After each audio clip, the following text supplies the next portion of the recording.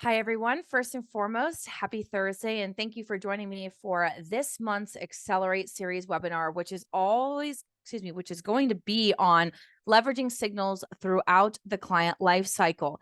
Now, if this is your first time tuning in, I host an Accelerate series webinar once a month on a different topic.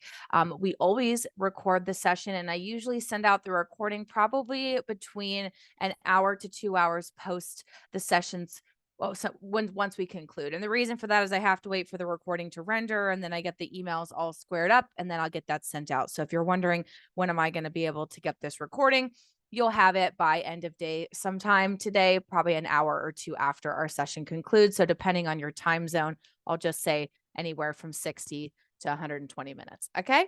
All right. Awesome. So the purpose of today's training is to talk about leveraging signals through the client lifecycle. Now, I was inspired to do this webinar because I really feel like there are so many different ways to leverage signals, and I started realizing that there are some strategic ways that we could do that potentially depending on where the client lifecycle is. Now, I'll take a second to introduce myself. My name is LiaJean McHenry. I am AssetMap's senior training manager. And if I have not had the pleasure of working with you yet, hello and welcome. Many of you have joined many of my trainings in the past. So it's always nice to see familiar names in the list. Thank you for being here. And let's go ahead and get started. All right. I did see a question come into the chat about past Accelerate series webinars, if they're also recorded and available. Yes, they are. You can find them in application by going to the knowledge base and just typing Accelerate series, and that should take you to where all of them are stored. So you can watch all of my Accelerates for probably the last 3 years if you want to. I don't know that you're going to want to spend that much time with me, but you can if you want. Okay. Our agenda is going to be this. I'm going to define signals, share with you how it works, and then I want you to start thinking about how you could leverage signals throughout the client life cycle, depending on who it is that you're looking to engage and speak with. All throughout our training, I'll point out support and resources, of course, to set you up for success. And then if you've got any questions, we will go ahead and answer them at the end. Now, feel free to add questions via the chat feature in Zoom. You can use the Q&A. I keep the chat open on my other monitor though. So to be honest, chat tends to be easiest. So if you just want to submit your question there, no one else is going to see your question except for me. If it is on topic and applicable to the group, I will get it answered. If it's off topic and not applicable, unfortunately, I won't answer it here, but you can certainly reach out to our support resources. Okay. All right. Awesome. All right. So let's go ahead and dive right in. So in order to do that, I'm just going to hop right into the application. Now, I hope you know how to log into AssetMap. That tends to be the hardest part these days. Once you're logged in, you have to navigate to a client in order to talk about signals. Okay. So what I'm going to do first is I'm just going to navigate to a client that I pre-created for the sake of this call, and I'm going to hop right into their signals on the left-hand side. Now, you should see 6 signals, except for some of you that are our enterprise clients, you might have 5. And if that is the case, it just means that your company has elected to have one of these be taken off because it may not be applicable to the services and things that you often provide. Okay. But the purpose of signals is to be an indicator. I want you to think about signals as being the triage center. So when you click into the section of a household, it's going to list either 5 or 6, depending on your access, critical life events that commonly disrupt households. And this is going to run off of a color gradation system. Green indicating, it appears you may be on track. It appears. Notice the language I'm using from my mouth. It appears that you may be on track. Yellow indicates not looking so good. Red indicates not looking good at all. Okay. Now, here's the thing. If you're wondering, well, how does it determine what's red, what's yellow, what's green? Great question. So signals is built off of a predictive model on the back end. And in that predictive model, we're looking at the household's asset map report for the primary client and spouse. We're going to look at their incomes, their ages, their assets. And based off of what's added here, we're just going to spit out at the highest level. Does it appear that they could financially weather these storms? This is not a perfect solve. We don't share the algorithms with you on the back end. And I've had people that have said, well, why not? Well, because listen, the intention of signals is to not be a perfect solve. The intention of signals is to help you fuel conversation so that you can pivot into target maps. And target maps are going to be where you run the actual analysis. Okay. Target maps are going to be where you come to actually quantify, are they on track? Yes or no? But you can imagine that if you're working with somebody and, they come to you and they want help with retirement, okay, that's great. You're going to add their details. You're going to go run their retirement analysis. But guess what? You could click into their signals and it might bring to your attention that there potentially either is some information still missing that we should capture in order for this to be a full picture of where they are today, or B, there actually could potentially be a problem here. And honestly, we should be the first ones to bring it to their attention, not wait for them to ask us about it. Right. So please just keep that in mind. How signals are formatted, you can click into the details of any of the signals. Like, for example, this household's loss of life is yellow. If I click into the details tab, it'll tell me what that signal's based upon. It'll give me some considerations and even prompts you for the natural next step, which would be to go run the analysis, which is target maps. Now, if you attend my trainings in the past, I'm all about learning the vocabulary of asset map. That's what's going to set you up for success, so that when you need to go to the support center and you're looking for user guides, videos, webinars, or you reach out to our support team and you have questions, we want you to be able to use that accurate language so that we can best assist you. So again, when we come into signals, it's going to give us a quick projection of, does it appear that you could financially weather these storms? Now, some of these are yellow and some of these are green and some of these are red. If I'm not sure what one of them means, I click into the details tab. I can learn a little bit more about this signal and it gives me a natural next step, which is to run the analysis. Now, sometimes depending on the clients you're working with, maybe we're not prepared to talk about all of these things at first, right? Maybe this household, they're a little bit younger. Maybe long-term care isn't really something I'm prepared to talk to them about quite yet. We'll probably give it another year or two. You can also snooze a signal at any time, and you can snooze it indefinitely for 1 month, 3 months, or 1 year. Okay, I'll do indefinitely to show you. You click snooze, all it's going to do is it's going to gray it out, but the icon still remains. So this little triangle means that it was yellow and that there could be a potential problem. Now, if I was to go onto their asset map report and I was to add a long-term care policy, okay, if I come back into the signal's still going to update even though it's grayed out. It'll remain gray because you've snoozed it, because we've snoozing it for a purpose. We'll talk about that later, right? That's what you would be ultimately saying. But the icon will update if the information changes. So if I went and added long-term care policies for this particular household and it pushes their long-term care signal potentially into the green, the icon here would switch to be the circle with the plus mark, even though it's grayed out. Okay, so I just want you all to be aware of that. You can also add comments. So if you want to log some comments and you want to say, we'll revisit in 2 years when primary is 55 or whatever, right? A lot of people tend to say that a sweet spot for a long-term care conversation might be somebody who has between the ages of 55 and 70.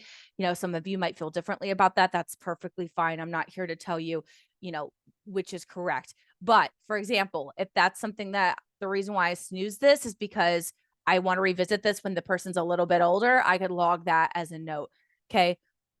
A comment, I should say, here in the signal. Now, let's talk about this a little bit further. So when we think about the client life cycle, right? I think that there's probably like 3 really big primary interactions in terms of a client life cycle, right? You're in the prospecting phase, you're trying to gather new business. Then you get new business, like a new client, a new lead. And then you have your regular clients who ultimately we're looking to like revisit conversations with them on an annual basis through annual review, maybe mid-year check-ins. Now, you might view the client lifecycle as being slightly different, but for the purpose of today's training, that's really what I've primarily built this on, right? Is I want you to think about using signals in 3 different interactions of where a client or prospect might be in the life cycle. Where I want to start is prospecting and lead generation. Okay. So let's say that you are looking to engage someone that you really want to become a client. What you might think about doing is you might type in the keyword sample in your search bar. All of you should have about 5 or 6 pre-templated samples. A lot of mine are renamed and or I custom created myself. So you may not have a lot of the ones that you see in my list, just to be apparent or just to be transparent. But what we can do is, like, for example, I could click into the small business owner. Maybe I work with a lot of small business owners.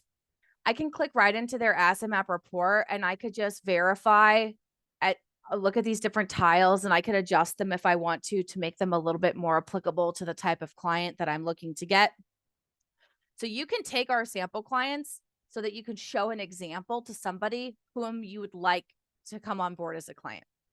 Because sometimes having a visual aid is really what's needed. Because the second somebody sees it, they're going to be like, "Oh, I like that. I want one of those." Okay, great. Yeah, like, where? How do I get one of these? Right.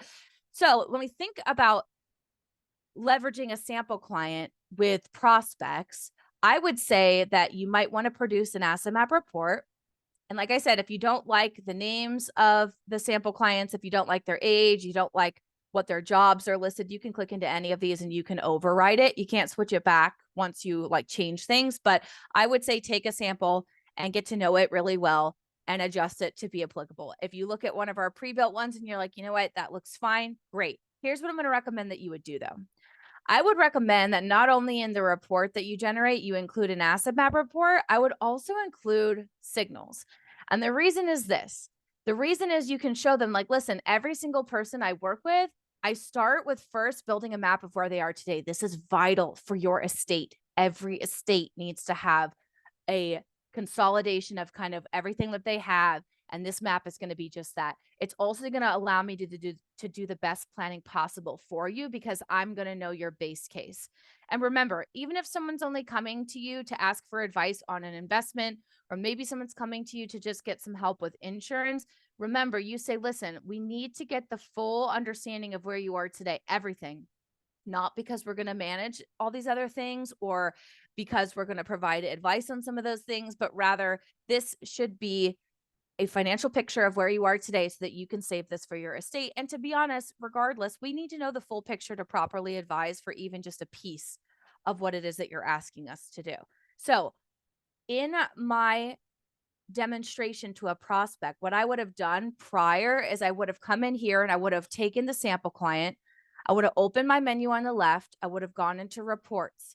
In the report section here, I'd include the cover page. Of course, you have to. Then I'd include the asset map report default. Great. In addition, I would also include the signals report. And if I wanted to include some target maps, I could. You have to pre-create those if you want to, but I would say just start with those 4 pages because the 4th page is your disclosure. And then I'd click generate report.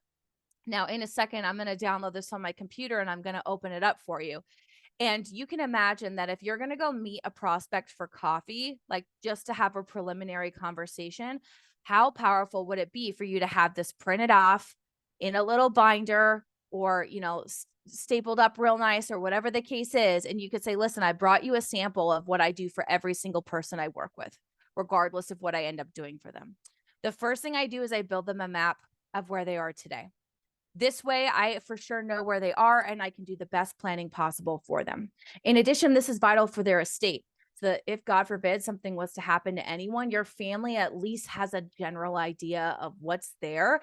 And the good thing is that it's just it's very high level, right? It doesn't show account numbers or anything like that. So it's really powerful from an estate perspective. In addition, I leverage a screening tool that over the course of my relationship, I'm going to be able to get insights as to whether or not you could financially weather some of these storms that, well, frankly, they commonly disrupt households all the time. So just know that no matter what, even if I'm just helping you with retirement, I'll be examining all these common disruptors just to ensure that you're set up for success. And if anything sticks out, I'll schedule a meeting with you. We can talk about it and decide if we want to take action. Okay. And having this sample example would be a really good option. A question came into the chat of, would you just provide this to them? Listen, I always have to add this disclaimer. Geez, my goodness. It's like I didn't have coffee today or something. I always add this disclaimer. I am not your compliance department nor your compliance team. So if you're, sitting here questioning, like, could I just give them this little 4-page packet and just like let them have it? I mean, I would think it's probably fine since it's fake client data, like it's all fictional, right? But if you're not sure about it, I would check with your compliance team.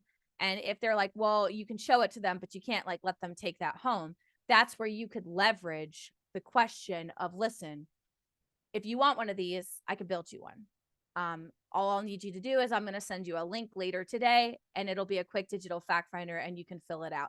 So in short, you could use a sample client, an example of the asset map report, and include that signals report.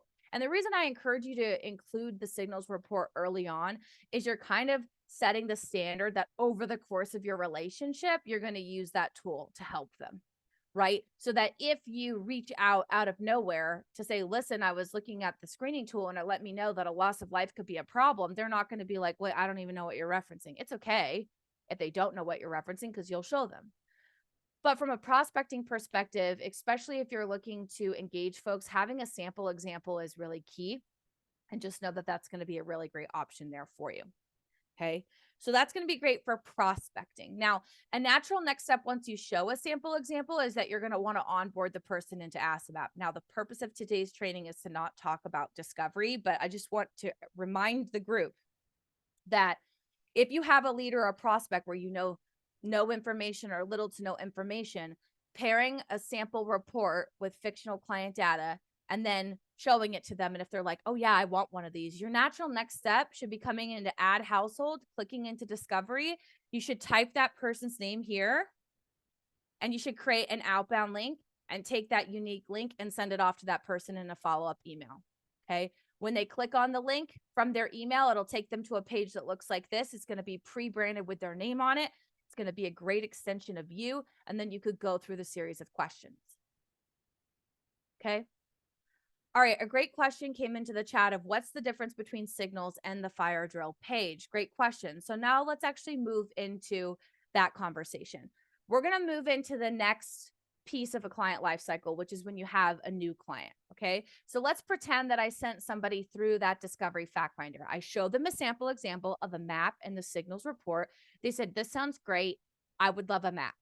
Yes, I want to make sure that I'm on track for these things. I sent that person through the discovery interview, whether I created outbound or sent them my inbound link, and they came through. That person's name in this example is Jack Covey. If I come over, I can see a household icon has been built, meaning that the household has been created. He went through this series of questions. He went to the end. He clicked all done. If I go into this household and I click on this person's asset map report, you're going to see that he told me some information, but he didn't tell me everything. So I'm missing some data. Well, one of the key things that you can also leverage signals for is this, the fact that we're missing information, right? So we could produce this asset map report in a deliverable and also include the signals report. And the reason for that is that if we were to go print the signals report, look at their signals. Almost every single signal is red and or yellow. Why is that? Well, because we're missing a ton of information, right? If a household has little to no information, almost every single signal is always going to be red. Now you can leverage that to your advantage because you can say, Jack, Diane, thank you so much for filling out that quick digital fact finder. Attached, I've created a report for you of the map that I've built based off of the information you provided. And also just so that you know, as we start collecting your information, we're going to be leveraging a screening tool to ensure that you're set up for success in the event that these unexpected life events take place. Now, you might notice that you have several of those signals listed in red, indicating that there would be a very big problem. But rest assured, I believe that that's likely due to the fact that we're missing still quite a bit of information. Let's schedule a meeting together and let's fill in those gaps. Okay, so we could leverage an incomplete asset map report and signals being red, and we could give it to somebody either digitally in a meeting, like sharing these sections on screen, or I could come into the report section and generate a report for these folks. Cover page, asset map report default, signals. Okay. And then from there, I could go ahead and click generate report and I could send it off. And I could use it as like a pre-meeting requisite or an inspiration to help me schedule a meeting to fill in the remaining gaps. Now, the question that came into the chat a moment ago about how is signals different from the financial fire drills, okay, because we have this financial fire drills report that can be available. The financial fire drills report is actually what inspired us to build signals. So long before signals was ever a thing, we've always had this financial fire drills report. More often than not, a lot of financial professionals were leveraging this with new clients to kind of understand them a little bit better, or using it as pre-meeting, like pre-meeting work for an annual review. The intention is that you share this report off to a client and we're asking them, if these 6 critical life events take place, do you have a plan? Yes or no? Mark yes or no. They have to print it out. They have to physically fill this out and then scan it and get it back to you or deliver it to you in person. Okay. And they would mark, do you have a plan? Yes or no. And guess what? Regardless if they marked they had a plan, it gave you permission to run analysis. Because if somebody told me, well, I already have a plan for that, I'm not concerned. Well, guess what? I still have to run the analysis to make sure that your plan is going to work for you. Because sometimes people make decisions 5 years ago that no longer work for them today. It's just a fact. You tell me, oh, I'm not worried about that. I don't have a plan, but I'm not concerned about that. Okay, I'll still probably run an analysis on the back end just to make sure, at least get an idea of how detrimental that could be if it took place, right? Sometimes people don't want to concern themselves with some of these topics because, let's be honest, frankly, they're not very fun to think about. Okay. Nobody wants to think about unexpected loss, but I know better than anyone that it happens. Okay. My dad 2 years ago was killed by a drunk driver. I FaceTimed him on a Friday, and then Saturday in the morning at like 5 a.m. I found out he was dead. It's devastating. And I hate to say this, but I know firsthand from dealing with this just how quickly the conversation of money comes up, right? Because my dad died on the 25th of March. And so insurance canceled his insurance at the end of that month because it was reported through his job that he had passed away. So they canceled his insurance. So now not only was my mom grieving the loss of her husband, that was her high school sweetheart, she'd been with her whole life, he's dead, and now she has no insurance. Okay. Because that's just how serious these things happen and they come about. My family did not have a financial advisor at the time. I had always stressed to my mom and my dad, please get a financial professional, like, get the house put in set up a trust, like do all the things. And they're like, we're going to do it. We're going to do it. They actually had an appointment to do all of that, but my dad died a week before. Okay. So I share this with you because it's very real and you have an opportunity to help people and at least put it in front of them and show them that there is a problem if there is. And if they choose to not take action on it, that's on them.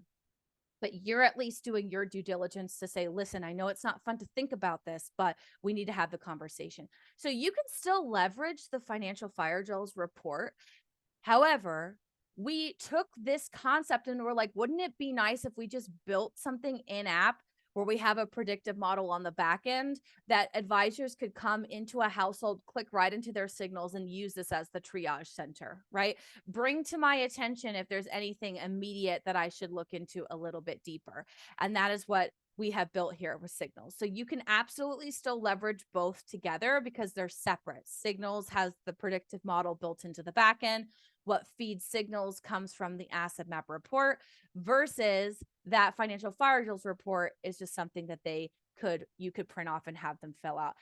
Yes, the comment was just made in the chat. It seems like they could both work really well together. I completely agree. And I would even say if you're in a newer relationship, so this is like a prospect that's becoming a new client, they're still a relatively new client, I would maybe give them this report as some homework and just say, listen, each year I like to check in and I just like to verify what's the plan. Do you have a plan in place if these critical life events take place? Yes or no? I guarantee you some of them are going to mark yes for certain things and no's for others. And then if they mark yes, I would go look at their signals. And I would say, okay, well, does it look like, okay, they say they have a plan for a loss of life, but the loss of life signal is showing as red. But remember, this isn't a perfect solve. This should always be the lead in for you to go run the analysis. Let's pivot into the third client that I'm going to use today. In order to do this, I'm going to pivot to a household that I've pre-created for the sake of today's training. And I'm going to take you right into their map. Okay. Here I have a household that I have been working with for years. So, as we start getting a really fully built out asset map report, and even for clients that we're just re-engaging annually, what is really helpful to do is that we always make sure that their map is up to date. Then from there, we can pivot into signals and we can say, okay, are there any areas of immediate concern? Okay, long-term disability is showing as red. So this is how, if I was going to do this live in front of you, how I do my check Okay. Long-term disability is red. So that looks like it's the most immediate thing of big concern. So I come into the asset map report. Okay. It kind of makes sense because the only person with group disability is going to be Lauren. So it looks like there's no disability for Neil. So it could be that I just need to talk to Neil and he just needs to give me that information if he has got group disability, short or long term through work, especially because he works for a big tech company. It's very possible that he does. So it is possible that this signal is showing as red simply because I'm just missing some information. Okay, next, long loss of life. Okay, that's interesting because I know they have policies added onto the map, right? Okay, great. So we've added the current insurance that they have. And based off of the current insurance that they have, right, it may not be enough because the fact of the matter is they're both bringing in 6 figures each, right? They got quite a bit of debt to still pay off, 20,000, like $25,000 in loans, $150,000 for a mortgage.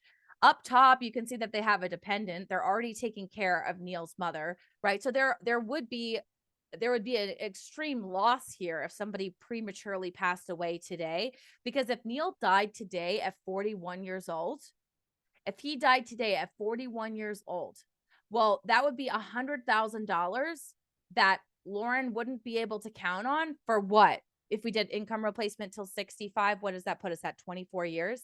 That'd be 24 years, like almost, 200, like an absurd amount of money, $100,000 for 24 years. So at the end of the day, it is possible that the current insurance that they have is not going to work for them. Now, the only reason I thought to even look into this further was because the signal indicated there was a problem. Because sometimes looking at the map, it's not immediately sticking out like, hey, there's a problem here. Now, if you sell a lot of insurance, you might have been able to look at this map and be like, I actually think you're a little underfunded for insurance. And that could have been based off the things that we just looked at. You got a lot of liabilities, you're making a lot of money, you're young, you've got dependents that are counting on you. It's possible that it's low. So where do we go run the numbers? You're going to do it here in target maps. If I come over here and I click new target map, okay, I could go ahead and run a loss of life and I could run it for the primary client and I could click create. And then based off of this analysis, I'd be able to determine, is he on track? Right? So this is where I'm actually running the physical numbers.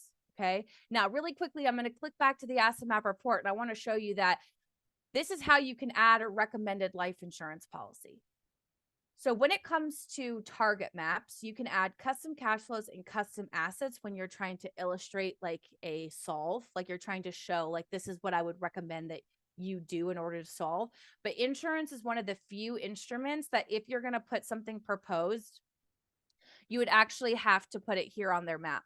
So whenever I enter any kind of tile where it's going to be a proposed policy or something I'm recommending, I like to add it to their map. And then I usually use the emoji feature to just mark it. I usually use the yellow circle just as a reminder and an indicator for myself that this isn't something you currently have, but I've put it here for presentation purposes. Okay. So what I could do is I could go ahead and I could click on the search and select tool. And even though I added this, I could even hide it because it's not something that they currently have, but I could bring it back later for presentation purposes. So just remember that hide show feature can be powerful as well. And guess what? If I come back, if I refresh my screen now because I've hidden that proposed instrument, if I click back into their signal, all of a sudden their signal goes from yellow to red. Why? Well, because there's even less insurance money now for a loss of life. Right? So I just want you to see that as you update values on the map, as you add things, as you remove things, the signals update in real time. If I come into this target map here, I'm going to click into this loss of life. You're going to see that there's some output that's already taking place here. So in tab number 1, we're determining what are we solving for? What's the expense? Now for loss of life, a perfect example of this could either be lifestyle replacement or it could be human life valuation. With our pre-templated target maps, there's already some default assumptions being factored in. For loss of life in tab number 1, which is what are we solving for? What's the expense? We factor in income replacement for the person who's passing away. We calculate 70% of their annual income. So what the software is doing is it's going to look on the asset map report at the person who's passing away. It'll look at all the income cash flows that person has, and it'll add them up and take 70% of it. And that's what's going to give you the annual amount. You don't have to agree with it. You could come in here and you could say, you know what, I think that $95,000 is a little bit more practical. Again, that's $95,000 today, growing by 3% COLA. And maybe we would do income replacement in this case until just 65. Okay. You can edit it. You don't have to keep our assumptions. Now, the next thing we factor in is transitional income. You may or may not agree with this. And if you don't want to keep it, you can just come over to the trash can icon and you can get rid of it. But the intention of transitional income is, okay, if this person was to pass away, his spouse would probably be going through quite a bit of transition for the first couple of years.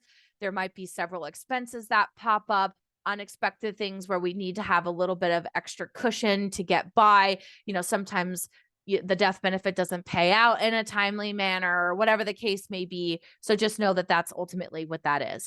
Then we add up any debt for that household, and we're assuming that we would want to pay that debt off. Next, we add in final expenses. So this is your funerals, your burial costs, etc. Okay. Then from there, you could go ahead and then, if they have a dependent, if this person who's passing away has a dependent, we do factor in education expense. It's $25,000 a year for tuition from when the child's 18 till 22, but this is $25,000 today, regardless of how old the child is. And we're going to grow it by a 5% COLA, as we know, because education traditionally grows at a higher rate than your standard inflation. We do factor in emergency reserves, and then we also leave a space for legacy bequests. Now, if legacy bequests aren't applicable, you can delete the expense. If the emergency reserves, the default calculation, you don't like that 116, you can click to it. And then I could say, you know what, their sleep at night number that they told me was $50,000. So I'm going to update that here. Okay. And if that's the case, if you override an amount, I always recommend as a best practice, you should remove this language because technically that's no longer correct. Because for emergency reserves, we go look at the household's overall income and we just take 50% of it and then we add it as an annual amount. Okay. So tab number 1 is what are we solving for? What's the expense? Tab number 2 is what could we check on to be applied towards the funding of this goal? Now, for this loss of life, the only assumption that we're making is we're going to turn on the 2 insurance policies that Neil has as of today. Okay. And then we're going to summarize it all in the what it means tab. That's not to say that you couldn't click into tab number 2 and you could comb through the cash flow and assets and things and check on other things that would be applied. But for the sake of today's example, I'm only looking at, is your insurance going to be enough? And based off of what it means, it's not going to be. We need $2.2 million today. Your current insurance pays out, it's at $800,000. Now, if we can invest that an average of 5% rate of return, okay, well, then you would only need $2.2 million today, but that leaves us with a $1.4 million deficit. So how I like to teach the math of this box here is I like to switch it to 0 and I click off to the side. The expected net return on capital area is used in 2 very distinct ways. Number 1, it's used as the discount rate to help us calculate present value. And it's also used as the blended rate of return that's tied towards anything in tab number 2. So here's how I train to this. If this is 0 and you're in tab number 1, and only if, okay, so hear me when I say that. If this is set to 0 and you're in tab number 1 and only if, then this value would be the future value in total of what this expense, need, or goal is going to cost. So I would say, Neil, if you were to pass away today and we were solving for all of these items, taking these in today's dollars, inflating them by COLAs if applicable from now all the way up until when they start and end, well, then in total, we'd need about $3.6 million to fund this. Okay. But that's assuming that your money does absolutely nothing for you. And the fact of the matter is we do have some of those insurance policies, right? We have some of those insurance policies that would pay out. If we took that death benefit and we invested it at say like 2%, if we averaged a 2% rate of return, well, then all of a sudden you don't need 3.6 million. You'd only need 2.9. Makes sense because if your money does something for you, then you need less money up front today. Now I could adjust this number and I could say, let me show you if I average 3%. Right. But make sure that you're picking things that are realistic. You don't want to paint a rosier picture than is actually there. But let's leave it at 3%. So what does it mean? You need $2.7 million to fund this. Okay. We've got $800,000 of your benefit, which leaves us with a $1.9 million deficit. So basically, Neil, if you were to die today, we'd have to come up with $9 million, your wife and me. Okay, well, your wife would have to give me the money and I would have to invest it. And if I could average a 3% return on that, then this will be funded. Do you think she could do that? No. Okay, well, listen, if I look at the year span that we're solving for, you're 41 today. Let's say that you would work until 65. That's about 24 years, right? If I click 24 years here for duration of contributions, this helps me take this overarching deficit and calculate a monthly amount. Okay, so I understand your wife wouldn't be able to write a check for 1.9, but do you think she could get a second job? Do you think her family could help her? Do you think she could come up with $9,300 a month every month for those 24 years if you were to die today? No. Okay. So this is where for many of you, you might have products or solutions and things that might have premiums that are a heck of a lot lower than $9,300 a month. Now, let's be clear. Loss of life, long-term care, and long-term disability in asset map, okay? It's not a solve for, hey, you need insurance. It's solving for an event, a loss of life, disability, or long-term care. And if there's a gap, how you as the professional choose to fund that gap is your business. But many of us know that in a lot of cases, insurance can be sometimes the most cost-effective option. So this is where prior to this person even coming in, I ran this analysis. I could back into my recommendation, prepare the recommendation to then layer it in. So let's pretend that this person comes in for the meeting. Okay. They're coming in for their annual review. Neil, Lauren, welcome. We go through the standard meeting things like let's update this. Anything need to be updated? Good. Okay. We'd probably go into target maps. We'd look at, are they on track for retirement and the tangible goals that they're looking for? But then if time permits, I'm going to click into signals and be, listen, one of the things I wanted to talk to you about is I leverage this screening tool to be an indicator for me if there's areas that could be of potential concern. One thing that really stuck out to me was the loss of life. And the reason that stuck out was because it's showing as red, which doesn't inherently mean that there's no way that you would make it, but it just indicates that there could be a problem. Well, when I was looking at your map, I obviously checked to make sure that I had your insurance added, which I do. But then I went and I ran the math. Like I actually went and ran the numbers. And the fact of the matter is, like, it does actually appear that we could have a little bit of a problem here, right? If we're solving for the following expenses and we factor in your current insurance that you have, well, that leaves us with a pretty significant gap. And unless, I'd look to the wife, right? Unless you, Lauren, could write a check when he dies for $1.9 million and we invest it and average it at 3%, unfortunately, this gap is not going to be fixed. So we need to discuss some options here. Or, Lauren, you'd have to come up with $9,300 a month every month for that 24-year income span. Okay. But it's not just saving it all along the way. I would have to invest it and average a 3% rate of return. Now, I'm not going to just come to you and point out a problem without providing you with a solution. So what I'd like to do very quickly is I'm going to click back on your map. I'm going to bring on a proposed policy because I want to show you the power of how this could potentially help you. I ran some numbers and I do think that a great recommendation would be that we purchase some additional term insurance for $1 million. You'll notice that I added the box here and I marked it with the yellow dot. This is just to remind you that this is a placeholder. I've put it here just so I can layer it into your analysis. So look, if I go back in here and I click into this loss of life for you, Neil, I just want to show you that if I layer in that recommended policy, this is going to be the impact that it's going to have overall.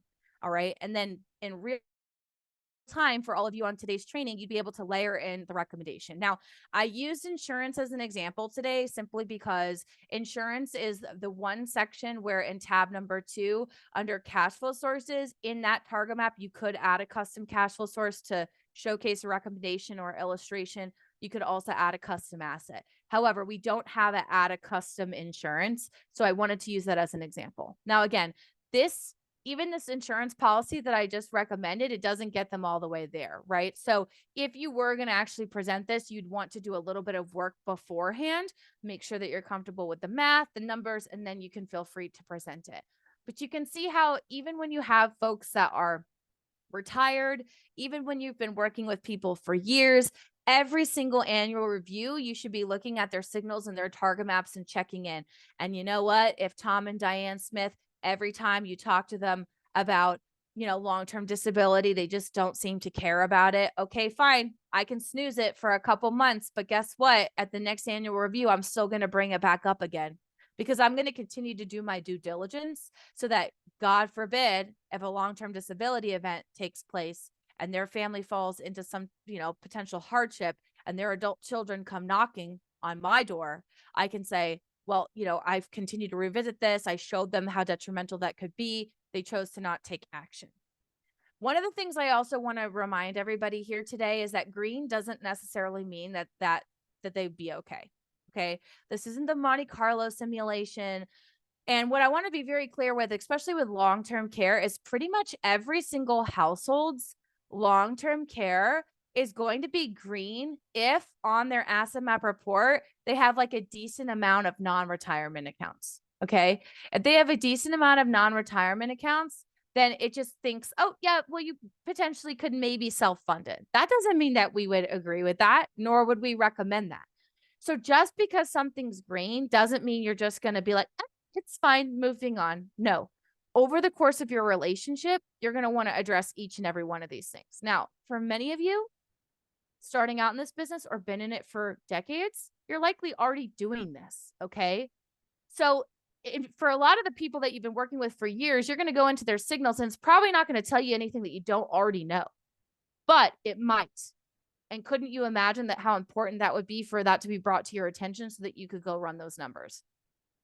The other thing I'll mention is for legal liability, it's almost always going to be red unless the household has an umbrella policy, right? Okay. Or a decent amount of insurance and things like that. So just like bear that in mind. If you ever want to learn more about signals and target maps, I'd encourage you all to think about maybe joining us for our weekly signals target map training. I know a lot of you have probably attended in the past or maybe even been to some of that recently, but I do really think that it's a valuable resource. And this is training that we offer twice a week, every week. So if this particular webinar has inspired you to really want to engage and learn a little bit more, I'm going to post the links in the chat for the group just so that you can sign up if you want to learn more about signals and target maps together. Okay. So I hope that you can see the value of signals a little bit more. And remember, it's really just about leveraging conversations. Don't stay on this page for too long. Okay. The whole meeting should not be about signals. It's a glimpse. Here's where you are today. Listen, I use a screening tool. It brought this to my attention. I went and I ran the numbers and this is what it's looking like. Okay. The intention isn't to spend too much time here. It's to give you permission to explore. It's to give you permission to dive deeper and potentially open further in-depth planning conversations. And I think that as you start to get more comfortable with those, you're going to find really a lot of success. Okay. Now, yes, questions coming into the chat. Is this recorded? Are you going to get the recording? Yes, you are. I promise. Okay. You'll probably get it 2 hours or so after our session concludes. I have another training right when this ends. So once I hop off of that, I'll be able to grab the recording and I can get those emails sent out to the group.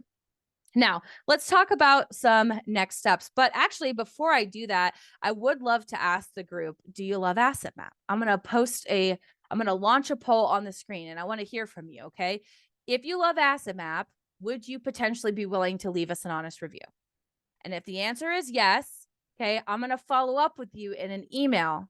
And in that email, I'm going to ask you if whether or not you want to leave us like a written review, or if you prefer to do like a video testimonial, we can always have you do that. Short and sweet. We love it. If you just want to do a written review, I'll go ahead and post the link in the chat right now. Like if you wanted to get started as soon as you get off here, I'd love to hear from you, because you know what? I really believe that our tool is going to help you help your clients. And for me, I think that that's what makes me so passionate about my job, because there is a huge lack of financial literacy in the world. And I really believe that you all have the power to help people and really help them create a better life for themselves.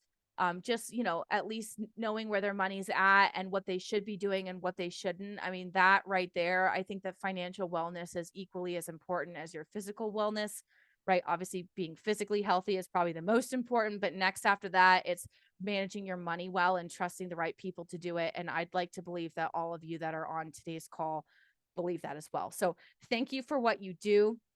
If you feel like I just want to master asset map even more, I'd love to, schedule a meeting before I go into my next client prep meeting or something like that. What I'm going to do for you all here today is you can always reach out to our team and you can schedule time if you want to do a case review, or if you want to schedule a client meeting prep call with me, you can reach out to our team and you can ask, certainly request to do that. Okay. Or if you add into the chat that you definitely want to schedule a one-on-one to go through, preparing for a client meeting or something like that, you can absolutely reach out to our team because we'd be more than happy to assist you.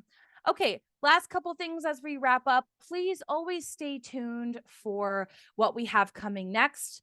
Next month's Accelerate Series webinar is actually going to be on a new feature that we are going to be releasing, that we've released for some of you as of today. And those that are enterprise clients, it's likely going to be coming for you in the next couple of weeks. So please stay tuned. But it's called Target Map Comparisons. Really excited to show that to the group. So we will be doing that for next month's Accelerate Series webinar. For those of you that said that you would love to join us, that you'd leave me an honest review, please feel free to do that through the link I posted in the chat. And then lastly, if you have not thought about it already, we do have a couple seats left. Okay. I think I have like 2 or 3 seats left because we have so many people coming this time around. But if you're interested in coming to an in-depth training session, once a quarter, I host Asset Maps Virtual Bootcamp. If you have interest in wanting to attend yourself, I'll post a link in the chat. I'll also provide you with a limited time discount. We're not really doing much more discounts at this point just because we have so many seats that have already been filled. But that being said, if you want to learn more about it, you can come here. You can go ahead and learn a little bit more about it. And then if you'd like to register, feel free. But keep in mind, it's next week, Tuesday through Thursday. They're half-day sessions each day. So it's 5-hour time commitment each day if you come all 3 days. But you can sign up for just the introductory session 101 day 1, or you could sign up for day 2 and day 3, which is our 201 session. It's a little bit more advanced. That's where our CEO and founder Adam Holt will come in and take part. I take part in all 3 days, as does our customer onboarding and manager Sean Dodds, and it's a really great opportunity. So if you haven't been to boot camp yet, I would highly encourage you to think about it. I'm going to go ahead and post that link in the chat just so that you've got information there. If you'd like to register and sign up, I'd love to see you. Other than that, I think that's all I have for us today. The very last thing is, would you just tell me what you thought of today's training? Okay. This is strictly for me. I would just love to know what you thought of today's training. And you can either scan the QR code or you can click this little link I'm going to post in the chat. All right. Just let me know. Your feedback does mean a lot, and I do take it very seriously. And I really always strive for you to get value out of these sessions. I know we move quickly. We have to because of the sake of time. But you can always watch the recordings back. And when you play the recording back, it should allow you to slow it down a little bit. So if you need it to go a little slower, you can, or it would just be best if you probably schedule one-on-one time with someone so that we can go at whatever pace works best for you. Okay. All right, everybody. Thank you so much for your time. I'm going to go ahead and stop the recording. I'll stay on though, and I will verify that all the question gets answered. So I'll take a look. Thanks, everyone. Have a great day.